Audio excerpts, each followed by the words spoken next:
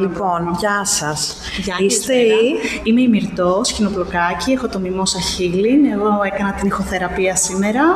Έτοιμη αίθουσα για την επόμενη συνεδρία. Θα κάνουμε ένα χαλαρωτικό σάμπα, μια ομαδική ηχοθεραπεία. Θα σας παρακαλέσω να βάλετε μια πρόθεση για σήμερα. Μπορεί να είναι οτιδήποτε αυτό. Μπορεί να είναι απλά να χαλαρώσετε, να κάνετε breakthrough σε κάτι στη ζωή σας. Μπορεί να είναι οτιδήποτε. Μπορεί και τίποτα. Ακούσουμε ένας ήχος. Τον παρατηρώ. Πουλιάμαι, τον ακολουθώ. Να δω μέχρι πού θα πάει. Ξεκινάει ένας άλλος ήχος. Άρα εξαπλώνονται ανάπηρα. Τέλειος. Ήταν πολύ χαλαρωτικό. Αλλά η αλήθεια είναι μου αποσπούσαν την προσοχή οι εξωτερικοί. Έτσι γίνεται ή πρέπει να είναι όντως στην απόλυτη ισχύα κανονικά? Αυτή είναι η άσκηση. Η άσκηση είναι να μπορέσεις να παραμείνεις σε ηρεμία, in despite ό,τι και να. Άρα έτσι πρέπει να γίνεται. Και να κάνεις focus στους ήχους. Δεν πρέπει έτσι, δεν πρέπει τίποτα. Δηλαδή δεν είναι ότι θα βάλουμε ένα σάμπαθ μέσα σε ένα περιβάλλον που έχει πολύ φασαρία, αλλά ζούμε σε μια πόλη. Δεν ζούμε στα Ιμαλάια. Οπότε, καλώς κακώς θα υπάρχει. Λοιπόν, γεια σας.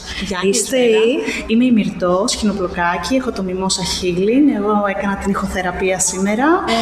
Να ρωτήσω εγώ τώρα, τι περιμένει κάποιος τελειώνοντας δηλαδή αυτή τη θεραπεία? Το πιο απλό που μπορεί κάποιος να λάβει είναι χαλάρωση. Χαλάρωση. Είναι όντως χαλαρωτικό.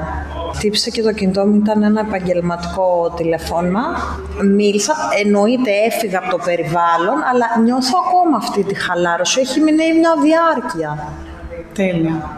Βοηθητικό. Που να μην έβγαινες από το περιβάλλον. Και είναι να τελείωνα. Ναι. Ανασύρθουν πράγματα από το παρελθόν μας, αναμνήσεις, χαρούμενες. Και μετά σε επόμενα στάδια. Άρα αυτό πρέπει να γίνεται. Ναι. Αλλά εγώ σκεφτόμουν πάρα πολύ το τώρα, τις δουλειές που με κυνηγάνε, το βεβαρημένο πρόγραμμα. Από αυτό προσπαθούμε. Αλλά προσπαθούσα να τα διώξω και να σκεφτώ κάτι, ας πούμε, το μελλοντικό μου, αυτό πώς θέλω να ονειρεύομαι, τους στόχους μου. Ωραίο αυτό. Αυτό είναι λίγο. Και έχω και μια ερώτηση. Σε κάποια φάση έγιναν κάποιοι ήχοι έτσι σαν αέρα, σαν βροχή, οι οποίοι σαν να ήταν όμως, σαν να φέραν μια αναστάτωση.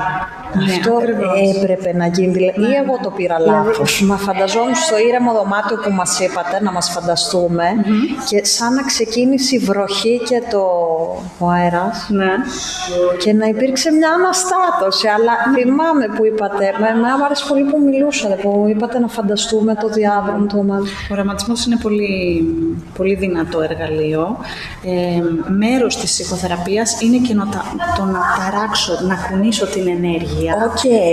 Για να γίνει σκέψου το βυθό της θάλασσας, πώς τα ψάρια κουνάνε την άμμο για να ανασυρθεί κάτι, να βγάλουν κάτι από τον πυθμένα.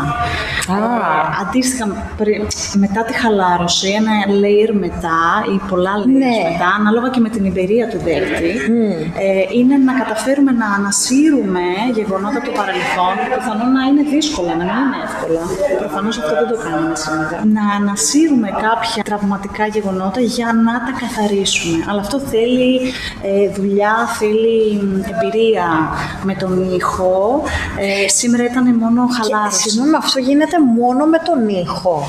Ναι. Χωρίς δηλαδή λεκτική επαφή, να με ρωτήσετε κάτι για το παρελθόν, εγώ να απαντήσω. Ναι. Με τον ήχο απλά. Μόνο με τον ήχο, γιατί απίστευτο. Ο ήχος είναι το εργαλείωμα. Εγώ ως ηχοθεραπεύτρια με τον ήχο αντιλαμβάνομαι αν κάτι υπάρχει σε ανισορροπία στο πεδίο, ας πούμε και σε ατομική συνεδρία. Απίστευτο. Που θα έρθω με τα μπολ, θα ακούσω τον ήχο πάνω από το 5ο τσάκρα του λαιμού, το 4ο της καρδιάς. Τι μαθαίνω! Είναι στο εθερικό, σε ποιο επίπεδο είναι σωματικό, είναι ψυχικό, είναι συναισθηματικό, σε ποιο επίπεδο είναι. Ευχαριστούμε πάρα πολύ για τις πληροφορίες. Έχω σοκαριστεί με όλα αυτά. Χάρηκα πολύ. Πολύ ωραία εμπειρία. Χαίρομαι πολύ.